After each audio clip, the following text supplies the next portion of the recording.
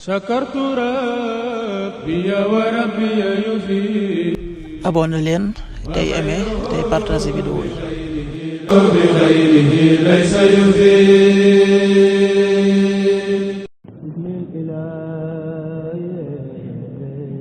asalaamaaleykum mbokk yi, tey la dibéer ñaar fukki fan ci rabiu saani yi muy weeru rakki gàmmu di ñeenteelu weer ci atum junni ak ñeenti téeméer ak ñeent fukk ak juróom ñaar ci gàddaay yonente bi sallallahu alayhi wa sallam dëpp fukki fan ak ñaar ci weeru octobre ci atum ñaari junni ak ñaar fukk ak juróom.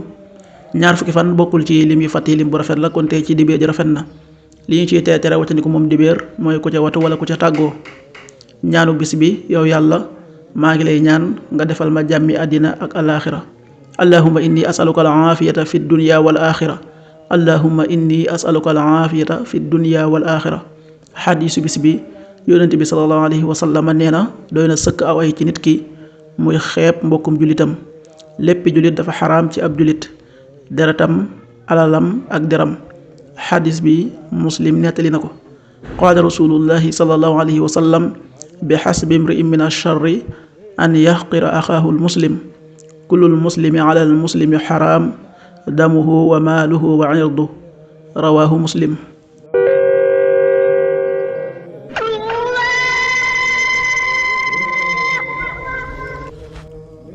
waxtu julli yi: suba waxtam dana tàbbi 5h43, juróomi waxtu yu tegal ñeent fukki simili ak ñett. tisbaar 13h20, benn waxtu wu tegal ñaar fukki simili. takkusaan 16h20, ñeenti waxtu yu tegal ñaar fukki simili. timis 18h50, juróom benn waxtu yu tegal juróom fukki simili. gee 20h01, juróom ñett waxtu yu tegal benn simili. loolu mooy waxtu julli yi ci Touba ak li ko wër. bu fekkee nekkoo Touba, soo ko féetee penku ñaar fukk ak juróom-ñaari kilomètre dina wàññil benn simili. soo ko féetee soowu ñaar fukk ak juróom-ñaari kilomètre dina yokkal benn simili. soo ko féetee Saalum wala Gànnaar téeméeri kilomètre dina yokkal benn simili. jant bi dana fenk 6h58, juróom benn waxtu yu tegal juróom fukki simili ak juróom ñett.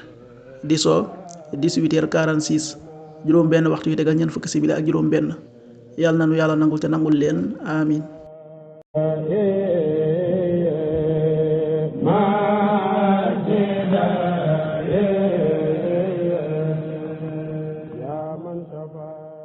sakartu rabbi wa rabbi yufi. abonné leen tey aimé tey partagé vidéo yi. bi xayrihi laysa yufi.